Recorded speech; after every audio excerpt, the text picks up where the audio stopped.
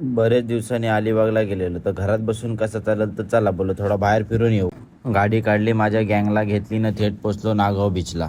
पॅरासेलिंगसाठी बोट लागलेलीच होती, मग लगेच त्याच्यात जाऊन बसलो. स्पीड बोटची सफर घेत दुसऱ्या बोटीपर्यंत आलो आणि लगेच ह्या बोटींच्या दुसऱ्या बोटमध्ये ट्रान्सफर केला. पॅरासेलिंग वाले माझे मित्र त्यावेळी लगेच पॅराशूट रेडी केला. आम्ही पण लगेच रेडी झाल्यावर सेफ्टी बेल्ट वगैरे लावून पहिले मी आणि समोर गेल्यावर जाम मजा, फिलिंग एकदम ढगात आल्यासारखी. नजारा पण एकदम भारी दिसत होता वरून. एकदा जाऊन आलो, पण पॅरासेलिंगला मजा आली तर दादासोबत परत जाऊन आलो. पॅरासेलिंग केली, मग नंतर लगेच बंपर राईडला आलो. बंपर राईड जाम बेकार, निस्ता पाण्यात डोल्यांना लागत.